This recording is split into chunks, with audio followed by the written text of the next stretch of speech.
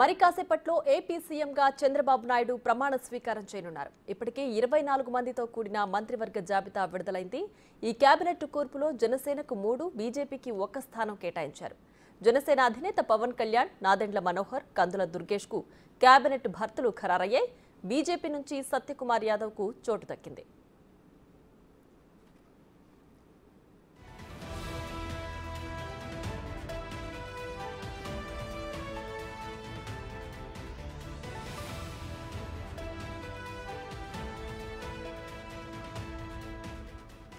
బీసీలు 8 మంది, ఎస్సీలు 2, ఎస్టీ 1, ముస్లిం మైనారిటీల నుంచి 1కి, వైశ్యుల నుంచి 1కి అవకాశం దక్కింది. 4 కాపులు, 4 కమ్మ, 3 రెడ్లకు మంత్రివర్గంలో అవకాశం ఇచ్చారు.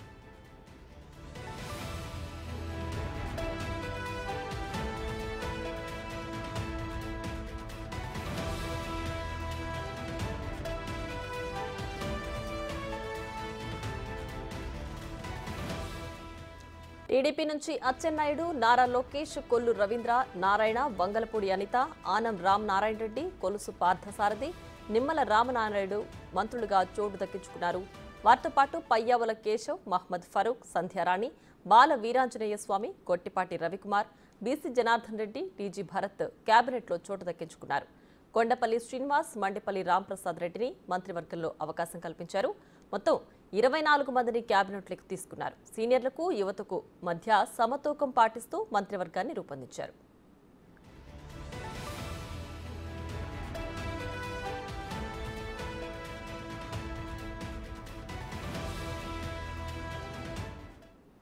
చంద్రబాబు ప్రమాణ స్వీకారం అనంతరం వీరు మంత్రులుగా ప్రమాణ స్వీకారం చేస్తారు.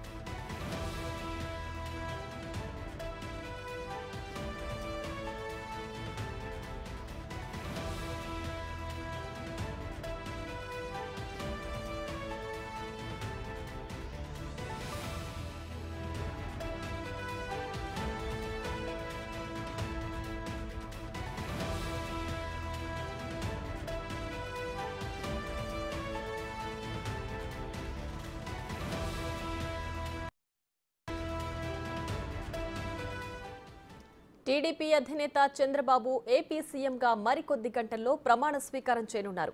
వారితో పాటే మరో 24 మంది మంత్రులు ప్రమాణ స్వీకారం చేస్తారు. ఈ మంత్రివర్గంలో 17 మంది కొత్త వారికి అవకాశం కల్పించారు. 3 మహిళలకు చోటు దక్కింది. మరోవైపు తొలిసారి ఎమ్మెల్యేలుగా గెలిచిన 10 మంది మంత్రివర్గంలో చోటు దక్కించుకున్నారు.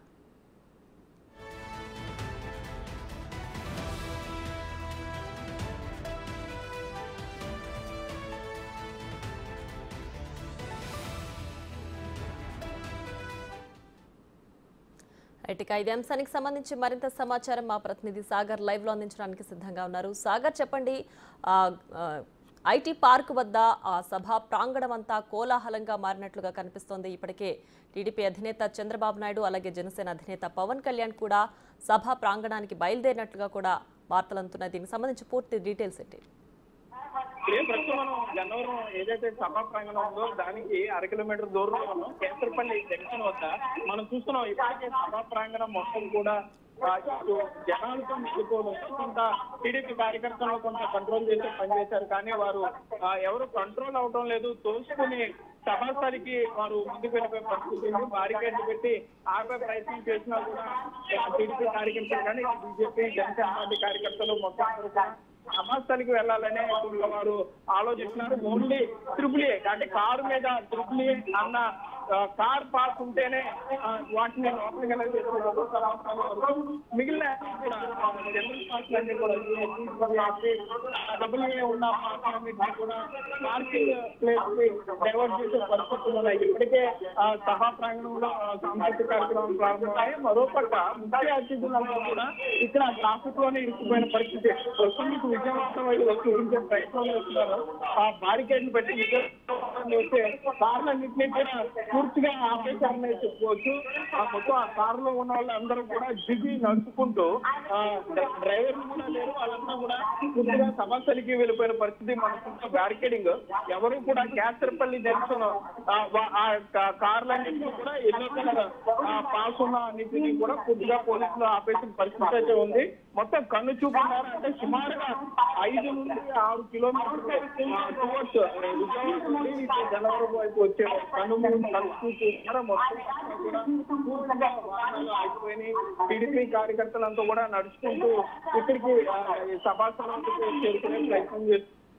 ఇప్పటికే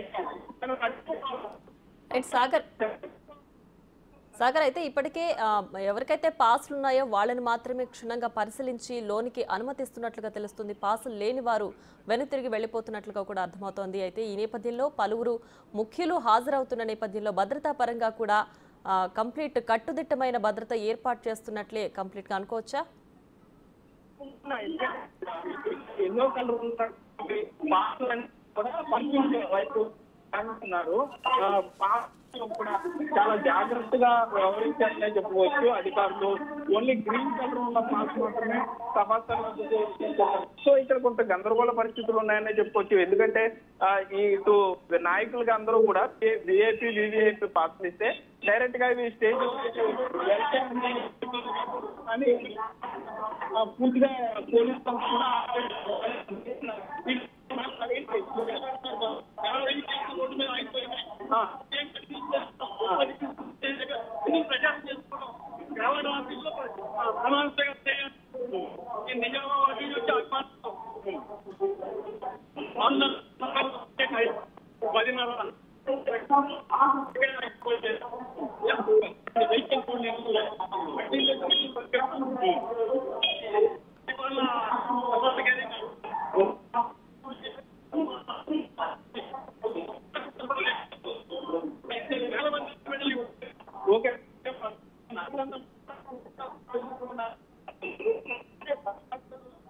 right Sagar, thanks for the updates.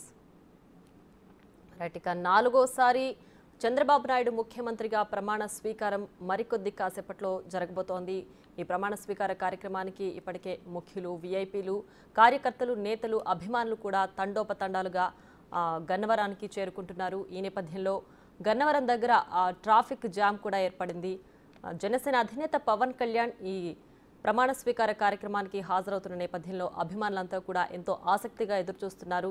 So దానివల్లే అక్కడ ట్రాఫిక్ కూడా 5 కిలోమీటర్ల మేర జరిగినట్టుగా తెలుస్తోంది. సేవలు అందించేందుకు అంకురార్పణ చేశారు. భారీ వర్షాలు, తుఫాన్లు సంభవించిన ప్రాంతాలకు 24 గంటల వ్యవధిలోనే ముఖ్యమంత్రి చేరుకొని పరిస్థితులు సాధారణ స్థితికి చేరే వరకు అక్కడే మకాం వేసేవారు. దీంతో పనిచేసే ముఖ్యమంత్రి అనే పేరును చంద్రబాబు పొందారు. జన్మభూమి, శ్రమదానం అంటూ అభివృద్ధిలో అన్ని వర్గాల ప్రజలను భాగస్వాములను చేశారు. స్వచ్ఛ ఆంధ్రప్రదేశ్కు ఆనాడే బీజం వేశారు. దేశంలోనే మొట్టమొదటిసారిగా ఈ గవర్నెన్స్ కు నాంది పలికారు. పేదరికంతో సతమతమయ్యే పల్లెల్లో చంద్రబాబు ప్రభుత్వం ఏర్పరిచిన స్వయం సహాయక సంఘాలు కొత్త వెలుగులు నింపాయి. డ్వాక్రా సంఘాలకు రుణాలిచ్చి ప్రోత్సహించారు. ఐటీ మరియు ఐటీ ఆధారిత సేవలు భారతదేశపు అతిపెద్ద ఎగుమతుల పరిశ్రమ కావచ్చని చంద్రబాబు ఆనాడే ఊహించారు. అందుకోసం ఏపీని పెట్టుబడులకు గమ్యస్థానంగా, ఇన్ఫర్మేషన్ టెక్నాలజీ హబ్గా మార్చడానికి చంద్రబాబు చేసిన కృషి బిల్ గేట్స్ వంటి ప్రముఖులను సైతం ఆకర్షించింది. చంద్రబాబు విజన్లో ఐటీ అన్నది ఒక భాగం మాత్రమే. అంతకు మించి అనేక రంగాలలో అనూహ్యమైన మార్పులకు చంద్రబాబు నాంది పలికారు. చంద్రబాబు గారి విజన్ 2020. ఈ విజన్ డాక్యుమెంట్లో పేదరిక నిర్మూలన, స్థిరమైన అభివృద్ధి గురించి మాత్రమే కాదు, అద్భుతమైన మౌలిక సదుపాయాల కల్పన, గ్లోబల్ ఎకానమీలో చేరిక గురించి కూడా ఉంది. ఆ అంశాలన్నీ నాటి అమెరికా అధ్యక్షుడు బిల్ క్లింటన్ సైతం ఆకట్టుకున్నాయి. చంద్రబాబు గారి పాలనలో సాంకేతిక అభివృద్ధికి మచ్చుతునుకగా ఈ సేవా సెంటర్లను ఎలా చెప్పుకుంటామో, రైతు సంక్షేమంలో భాగంగా రైతు బజార్ల గురించి కూడా అలాగే చెప్పుకోవాలి. క్రీడా స్టేడియంలతో పాటు ప్రజల ఉల్లాసానికి పార్కులు కూడా అభివృద్ధి చేశారు.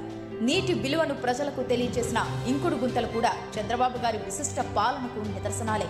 హైదరాబాద్లోని ఔటర్ రింగ్ రోడ్, శంషాబాద్ అంతర్జాతీయ విమానాశ్రయం, ఎంఎంటీఎస్, మెట్రో రైల్ వంటి ప్రాజెక్టులు చంద్రబాబు గారి పాలనలోనే ఊపిరి పోసుకున్నాయి. ఇక రాష్ట్ర విభజన తర్వాత 2014లో నవ్యాంధ్ర ముఖ్యమంత్రిగా బాధ్యతలు చేపట్టిన శ్రీ నారా చంద్రబాబు నాయుడు గారు ఆర్థిక కష్టాల్లో ఉన్న రాష్ట్రాన్ని అభివృద్ధి పథంలో నడిపిన తీరు నా భూతో నా భవిష్యత్తే. పట్టిసీమ, పోలవరం, ప్రజా రాజధాని అమరావతి నిర్మాణాలు అన్ని సంచలనాలే. కియా వంటి పరిశ్రమలను తెచ్చి ఆంధ్రప్రదేశ్ రాష్ట్ర వ్యాప్తంగా నాటిన పారిశ్రామిక అభివృద్ధి బీజాలు అభివృద్ధి వికేంద్రీకరణకు, సంపద సృష్టికి తార్కాణాలు. అభివృద్ధికి బ్రాండ్ అంబాసిడర్ అనిపించుకున్న శ్రీ చంద్రబాబు నాయుడు గారే తనలోని మానవత్వాన్ని చాటుతూ సంచలన సంక్షేమ పథకాలను విజయవంతంగా అమలు చేశారు. పింఛన్ల విషయాన్నే తీసుకుంటే అన్న ఎన్టీఆర్ 1984లో 30 రూపాయల పింఛనిస్తే చంద్రబాబు గారు 1995లో మొదటిసారి ముఖ్యమంత్రి కాగానే 75 రూపాయలు చేశారు. అలాగే 2014లో 200 ఉన్న పింఛన్ని 5 ఏళ్లలో 2000 అంటే 10 రెట్లు పెంచారు. పింఛన్లను ఇవ్వడాన్ని ఒక సామాజిక బాధ్యతగా భావిస్తారు చంద్రబాబు. అలాగే పేదలకు కేవలం 5 రూపాయలతో రుచి, శుచి కలిగిన ఆహారాన్ని అన్నా క్యాంటీన్ల ద్వారా అందించారు. ఆయన చేసిన రైతు రుణమాఫీ ఒక చరిత్ర. ప్రజలను సరైన ప్రగతి వైపు నడిపించాలంటే ఆ లీడర్కు ఒక విజన్ ఉండాలి. విజన్తో పాటు క్రమశిక్షణ, కృతనిశ్చయం, శ్రమించే తత్వం, చిత్తశుద్ధి, సహనం, సాహసం ఈ లక్షణాలన్నీ కలిగిన నాయకుడు శ్రీ నారా చంద్రబాబు నాయుడు గారు. అటువంటి నాయకుడు ఈ రోజు ముఖ్యమంత్రిగా ఆంధ్రప్రదేశ్ రాష్ట్ర పాలనా పగ్గాలు అందుకుంటున్నారు. ఇది ఆంధ్రప్రదేశ్ ప్రజలకు నిజంగా శుభదినం. స్వర్ణ శకానికి నాంది పలుకుతున్న ఈ తరుణంలో ఆంధ్రప్రదేశ్ ప్రజలకు శుభాకాంక్షలు. చంద్రబాబు గారి పాలన రాష్ట్రంలోని ప్రతి ఒక్కరికి అత్యుత్తమమైన భవిష్యత్తును పంచాలని, ప్రతి గడపకు ప్రగతి, సంక్షేమం, ఆనందమని శుభాల తోరణాలు కట్టాలని ఆకాంక్షిద్దాం.